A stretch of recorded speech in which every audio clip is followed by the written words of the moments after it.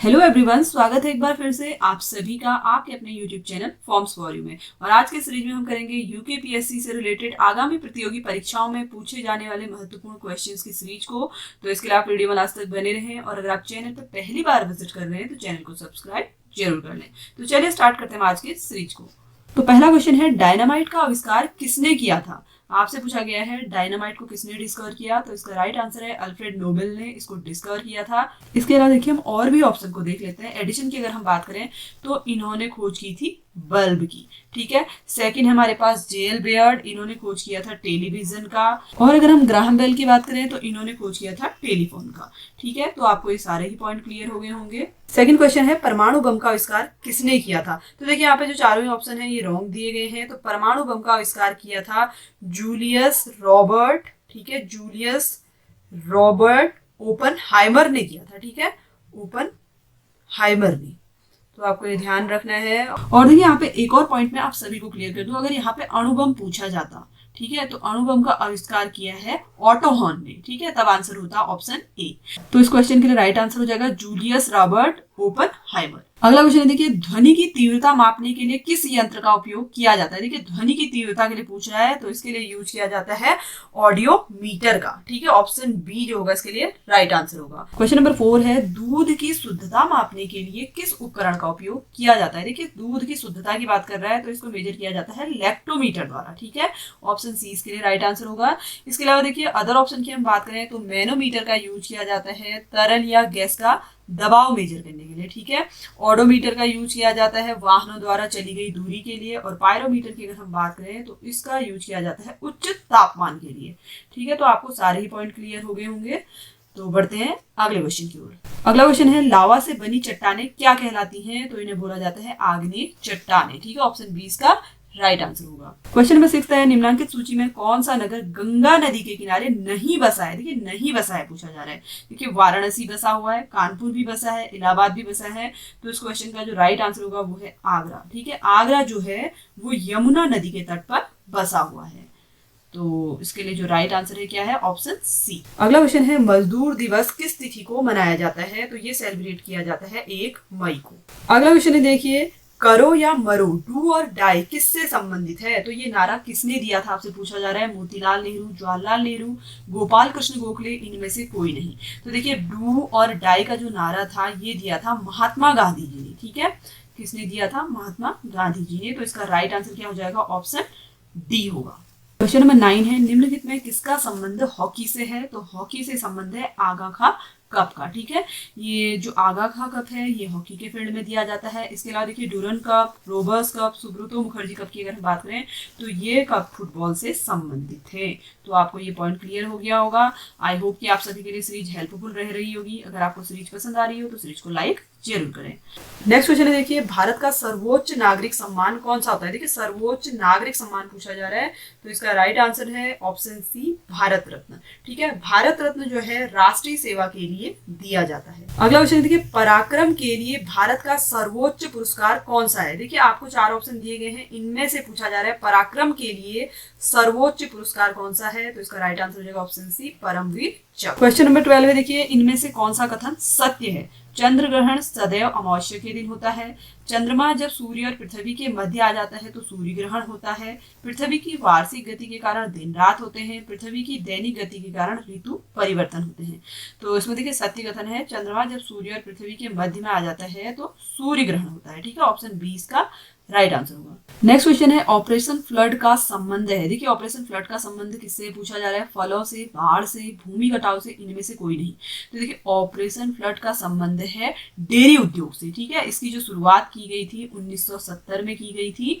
तो आपको ध्यान रखना है डेयरी उद्योग से संबंधित है ऑपरेशन फ्लड। तो ऑप्शन डी इसमें क्या होगा? Right answer. क्वेश्चन नंबर 14 है, अंगोरा किसकी नस्ल है? देखिए कौन सी जाति की ये नस्ल है पूछा जा रहा है। भेड़ की, बकरी, खरगोश, इनमें से कोई नहीं। तो ये है बकरी की नस्ल, ठीक है। ऑप्शन 20 के लिए राइट आंसर होगा।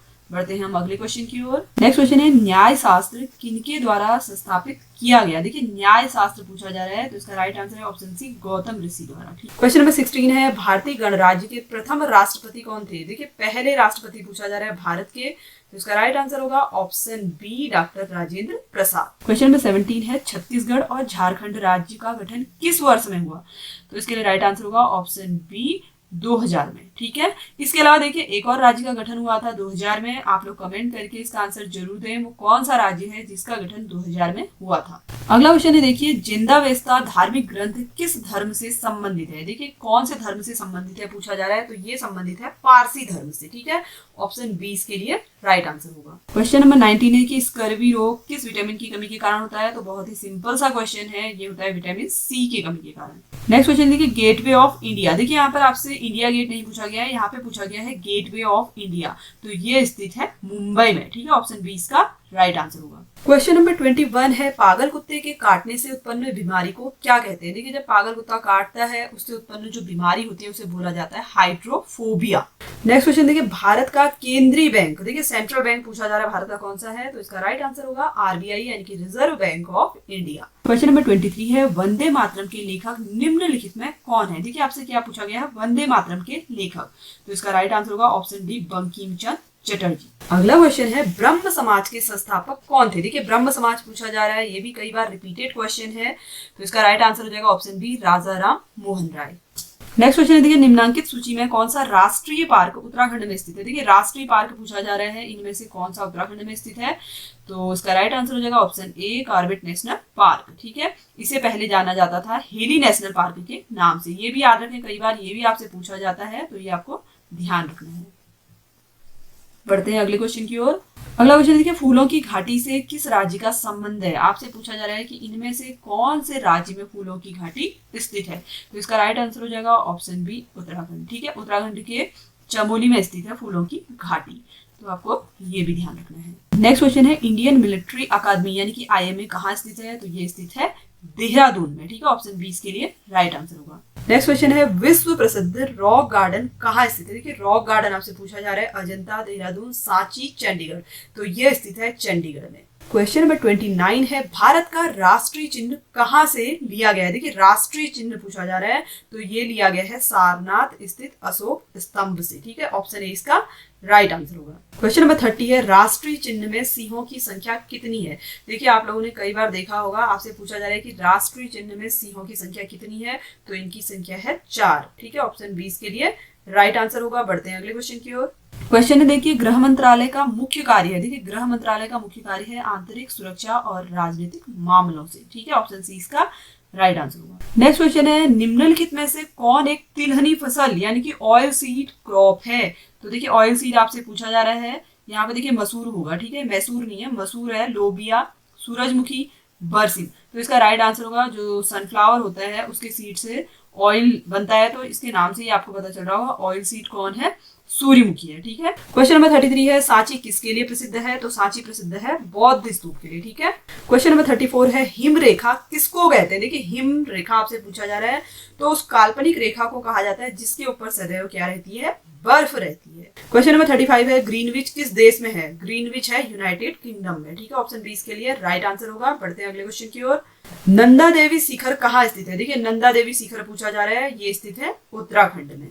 नेक्स्ट क्वेश्चन है देखिए गंगा नदी किस राज्य से होकर नहीं गुजरती है। देखिए कौन से राज्य से इनमें से गंगा नदी होकर नहीं गुजरती पूछ रहा है, उत्तर प्रदेश, बिहार, हरियाणा, पश्चिम बंगाल, तो इसका राइट आंसर होगा option C Haryana. Next question है देखिए पहाड़ों पर भोजन अपेक्षाकृत देर में क्यों पकता है। देखिए पहाड़ों में ज्यादा समय क्यों लगता है भोजन पकने में पूछ रहा है, तो इसका राइट आंसर होगा वहां क्वथनांक कम हो जाता है। ठीक है, ऑप्शन सी इसके लिए राइट आंसर होगा। नेक्स्ट क्वेश्चन है सफेद हाथी का देश किसे कहते हैं। देखिए सफेद हाथी का देश पूछा जा रहा है, तो ये बोला जाता है थाईलैंड को। नेक्स्ट क्वेश्चन देखिए विटामिन सी का सबसे उत्तम स्रोत है। देखिए सबसे उत्तम स्रोत आपसे विटामिन सी का पूछा जा रहा है, तो इसका राइट आंसर हो जाएगा ऑप्शन सी आंवला। क्वेश्चन नंबर 42 है निम्नलिखित में किस एक अनाज में प्रोटीन की मात्रा सर्वाधिक होती है। लोबिया, अरहर, सोयाबीन, मसूर, तो इसका राइट आंसर हो जाएगा ऑप्शन सी सोयाबीन। ठीक है, सोयाबीन में जो है प्रोटीन सबसे ज्यादा पाया जाता है इनमें। नेक्स्ट क्वेश्चन है हमारे शरीर का अधिकतम भार बना है। देखिए हमारे शरीर का ज्यादातर भार किससे बना हुआ है, अस्थियों से, शारीरिक अंगों से, त्वचा, मांसपेशी व अंगों से, जल से। तो इसका राइट आंसर हो जाएगा ऑप्शन डी, जल से। ठीक है, हमारे जो शरीर में अधिकतम भार है वो जल से है। नेक्स्ट क्वेश्चन है, भारत के मिसाइल मैन के नाम से प्रसिद्ध है। देखिए कौन है भारत के मिसाइल मैन के नाम से प्रसिद्ध? Doctor APJ Abdul Kalam. Question number 45 है, निम्नलिखित में विश्व बैंक का मुख्यालय कौन सा है? The Hague, Washington DC, Paris, London. तो विश्व बैंक का मुख्यालय है वॉशिंगटन डीसी। क्वेश्चन नंबर 46 है, हीरा चमकदार दिखाई देता है, किस कारण से दिखाई देता है? सामूहिक आंतरिक परावर्तन के कारण। ठीक है, तो ऑप्शन सी इसके लिए राइट आंसर होगा। नेक्स्ट क्वेश्चन है, उत्तराखंड राज्य के प्रथम राज्यपाल, देखिए पहले राज्यपाल आपसे पूछा जा रहा है, तो इसका राइट आंसर होगा option C, Surjit Singh Barnala. Question number 48 है, केदारनाथ मंदिर उत्तराखंड के किस जनपद में स्थित है? कौन से जिले में स्थित है आपसे पूछा जा रहा है, तो ये स्थित है रुद्रप्रयाग में। नेक्स्ट क्वेश्चन है, लाल बहादुर शास्त्री प्रशासनिक अकादमी कहाँ स्थित है? देखिए आपसे लाल बहादुर शास्त्री प्रशासनिक अकादमी पूछा जा रहा है, तो ये स्थित है मसूरी में।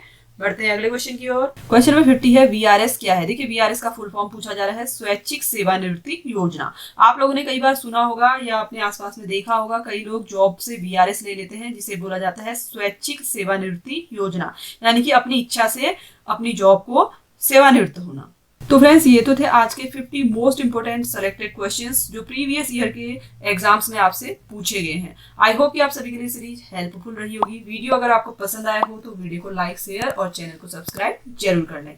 Thanks for watching.